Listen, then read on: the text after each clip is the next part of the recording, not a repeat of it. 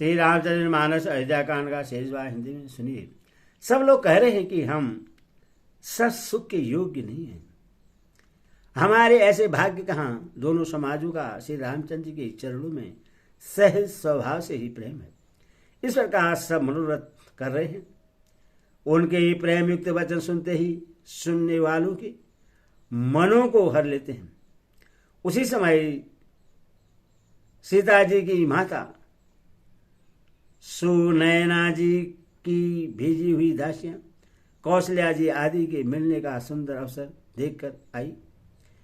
उनसे यह सुनकर कि सीता की सब सासुएं इस समय फुर्सत में हैं, जनक राज का रनिवास उनसे मिलने आया। कौशल्या जी आदरपूर्वक उनका सम्मान किया और समयोचित आसन लाकर दिए। दोनों ओर सबके शीतल और प्रेम को देखकर और सुनकर कठोर वज्र ही पिघल जाते हैं।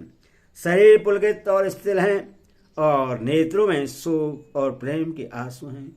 सब अपने पैरों के नखों से जमीन कुदेरने और सोचने लगे। सभी श्री सीता राम जी के प्रेम की मूर्ति हैं। मानो स्वयं करुणा ही बहुत से वेश रूप धारण करके विसुर रही हो, दुख कर रही हो। सीता जी की माता सुनैना जी ने कहा, विधाता की बुद्धि बड़ी टेढ़ी है। जो दूध के फैन जैसी कोमल वस्तु को वज्र की टांके से फोड़ रहा है, अर्थात जो अत्यंत कोमल और निर्दोष हैं, उन पर विपत्ति ढा रहा है। अमृत केवल सुनने में आता है और विष जहां तहां प्रत्यक्ष देखे जाते हैं। विधाता की सभी करतूतें भयंकर हैं। जहां जहां कौवे, उल्लू और बगुले हों दिखाई देते हैं। हंस तो एक मान सरोवर में ही है। यह सुनकर देवी सुमित्रा जी शोक के साथ कहने लगी, विधाता की चाल बड़ी ही विपरीत है और विचित्र है। जो सृष्टि को उत्पन्न करके पालता है और फिर नष्ट कर डालता है। विधाता की बुद्धि बालकों के खेल के समान भोली विवेकशून्य है। कौशल्या जी ने कहा, किसी का दोष नहीं है। दुख सुख हानि लाभ सब कर्म के अधीन है। कर्म गति कठिन दुर्भाग्य है, उसे विधाता ही जानता है, जो शुभ और अशुभ सभी फलों का देने वाला है। ईश्वर की आज्ञा सभी के सिर पर है। उत्पत्ति, स्थिति, पालन और लय, साहा तथा अमृत और विष के भी सिर पर है। ये सब भी उसी के अधीन है। हे देवी, मोहबत सोच करना व्यर्थ है। विधाता का प्रपंच ऐसा ही अचल और अनादि है।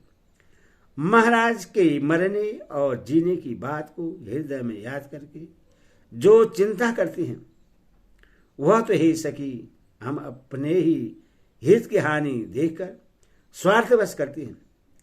सीता जी की माता ने कहा, आपका कथन उत्तम और सत्य है। आप पुण्यात्माओं के सीमारूप अवधपति महाराज दशरथ जी की ही तो रानी हैं, फिर भला ऐसा क्यों न कहेंगी। कौशल्या जी ने दुख भरे हृदय से कहा, श्री राम लक्ष्मण और सीता वन में जाएं। इसका परिणाम तो अच्छा ही होगा, बुरा नहीं। मुझे तो भरत की चिंता है। ईश्वर के अनुग्रह और आपके आशीर्वाद से मेरे चारों पुत्र और चारों बहुएं गंगा जी के जल के समान पवित्र हैं। हे सखी, मैंने कभी श्री राम की सौगंध नहीं की, सो आज श्री राम के शब्द करके सत्य भाव से कहती हूँ। भरत के शील, गुण, नर्मता, बड़पन, भाईपन, भक्ति, भरोसे और अच्छेपन का वर्णन करने में सरस्वती जी की बुद्धि भी हिचकती है। सीप से कहीं समुद्र उलझे जा सकते हैं। मैं भरत को सदा कुल का दीपक जानती हूँ। महाराज ने भी बार बार मुझे यही कहा था। सोना कसौटी पर कसे जाने पर और रत्न पारखी जोहरी के मिलने पर ही पहचाना जाता है, वैसे ही पुरुष की परीक्षा समय पड़ने पर उसके स्वभाव से ही उसका चरित्र देखकर हो जाती है। किंतु आज मेरा ऐसा कहना भी अनुचित है। शोक और संदेह में शयनापन विवेक कम हो जाता है। लोग कहेंगे कि मैं स्नेहवश भरत की बड़ाई कर रही हूँ। कौशल्या जी की गंगा जी के समान पवित्र करने वाली वाणी सुनकर सब रानियां स्नेह के मारे विकल हो उठी। कौशल्या जी ने फिर धीरे धरकर कहा, हे देवी मिथिलेश्वरी, सुनिए, ज्ञान के भंडार श्री जनक जी की प्रिया आपको कौन उपदेश दे सकता है। हे रानी, मौका पाकर आप राजा को अपनी ओर से जहां तक हो सके समझाकर कहेगा कि लक्ष्मण को घर रख लिया जाए और भरत वन को जाए। यदि यह राय राजा के मन में ठीक जच जाए तो भली भांति खूब विचार कर ऐसा यत्न करें। मुझे भरत का अत्यधिक सोच है। भरत के मन में गूढ़ प्रेम है। उनके घर में रहने में मुझे भलाई नहीं जान पड़ती। यह डर लगता है कि उनके प्राणों को कोई भय न हो जाए। कौशल्या जी का स्वभाव देकर और उनकी सरल और उत्तम वाणी को सुनकर सब रानियां करुण रस में निमग्न हो गई। आकाश से पुष्प वर्षा की झड़ी लग गई और धन्य धन्य की ध्वनि होने लगी। सिद्ध योगी और मुनि स्नेह से शिथिल हो गई। सारा रनिवास देखकर थकित रह गया, नेतम बंद हो गया। तब सुमित्रा जी ने धीरज धर के कहा कि हे देवी, 2 घड़ी रात बीत गई है। यह सुनकर श्री राम जी की माता कौशल्या जी प्रेम पर उठी और प्रेम सहित सद्भाव से बोली, अब आप शीघ्र डेरे को पधारिए। हमारे तो अब ईश्वर ही गति है अथवा मिथिलेश्वर जनक जी सहायक हैं। कौशल्या जी के प्रेम को देखकर और उनके विनम्र वचनों को सुनकर जनक जी की प्रिय पत्नी ने उनके पवित्र चरण पकड़ लिए और कहा, हे देवी, आप राजा दशरथ की रानी और श्री रामचंद्र जी की माता हैं। आपकी ऐसी नम्रता उचित है। प्रभु अपने नीच जनों का भी आदर करते हैं। अग्नि धुएं को और पर्वत तृण घास को अपने सिर पर धारण करती है। हमारे राजा तो कर्म मन और वाणी से आपके सेवक हैं और सदा सहायक तो श्री महादेव पार्वती जी हैं। आपका सहायक होने योग्य जगत में कौन है। दीपक सूर्य की सहायता करने जाकर कहीं शोभा पा सकता है। श्री रामचंद्र जी वन में जाकर देवताओं का कार्य करके अवधपुरी में अचल राज्य करेंगे।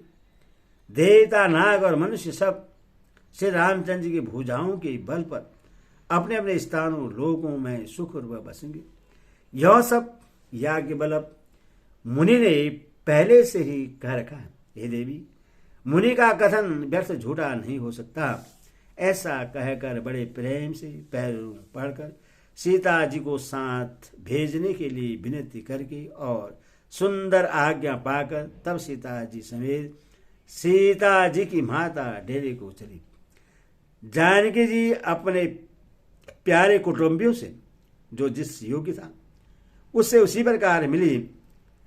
जानकी जी को तपस्विनी के वेश में देखकर सभी शोक से अत्यंत व्याकुल हो गए। जनक जी श्री राम जी के गुरु वशिष्ठ जी की आज्ञा पाकर डेरे को चले और आकर उन्होंने सीता जी को देखा।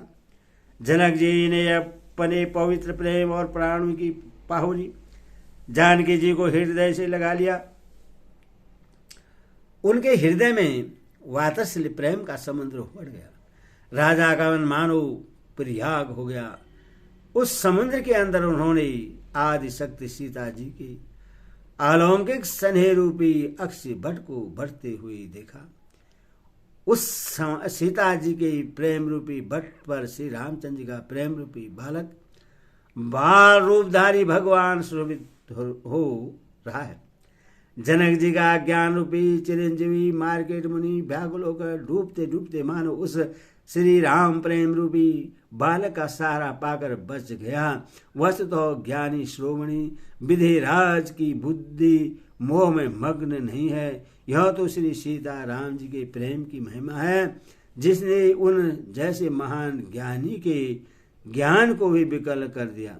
माता पिता के प्रेम के मारे सीता जी ऐसी विकल हो गई कि अपने को संभाल न सकी, परंतु परम धैर्यवती पृथ्वी की कन्या सीता जी ने समय और सुंदर धर्म का विचार कर धैर्य धारण किया। सीता जी को तपस्वी वेश में देखकर जनक जी को विशेष प्रेम और संतोष हुआ। उन्होंने कहा बेटी तूने दोनों कुल पवित्र कर दिए, तेरे निर्मल यश से सारा जगत उज्जवल हो रहा है, ऐसा सब कोई कहते हैं। तेरी कीर्ति रूपी नदी देव नदी गंगा जी को भी जीत कर जो एक ही ब्रह्मांड में बहती है। तेरी कीर्ति रूपी नदी देव नदी गंगा जी को भी जीत कर जो एक ही ब्रह्मांड में बहती है, करोड़ों ब्रह्मांडों में बह चली है। गंगा जी ने तो पृथ्वी पर 3 ही स्थानों हरिद्वार, प्रयाग और गंगा सागर को बड़ा तीर्थ बनाया है, पर तेरी इस कीर्ति नदी ने तो अनेकों संत समाज रूपी तीर्थ स्थान बना दिए। पिता जनक जी ने तो स्नेह से सच्ची सुंदर वाणी कही, परंतु अपनी बड़ाई सुनकर सीता जी मानो संकोच में समा गई। पिता माता ने उन्हें फिर हृदय से लगा लिया और हित भरी सुंदर सीख और आशीष दी। सीता जी कुछ कहती नहीं, परंतु मन में सकुचा रही है।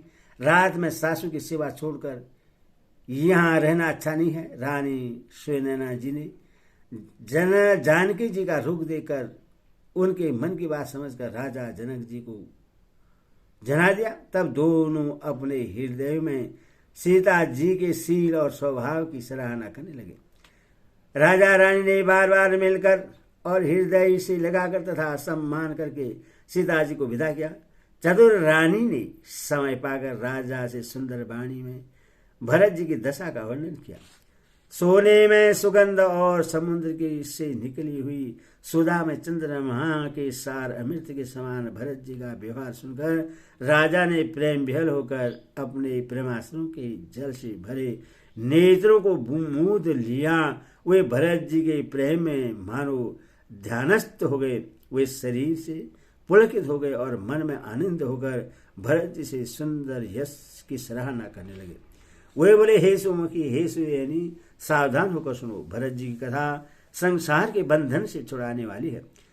धर्म, राजनीति और ब्रह्म विचार, इन तीनों विषय में अपनी बुद्धि के अनुसार मेरी थोड़ी बहुत गति है, अर्थात इनके संबंध में मैं कुछ जानता हूँ।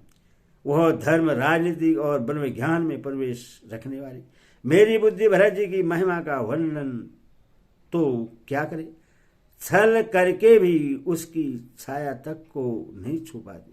वर्मा जी, गणेश जी, शेष जी, महादेव जी, सरस्वती जी, कवि और ज्ञानी पंडित और बुद्धिमान। बोल सियावर रामचंद्र की जय, बोल भवन हनुमान की जय, बोल साचे दरबार की जय।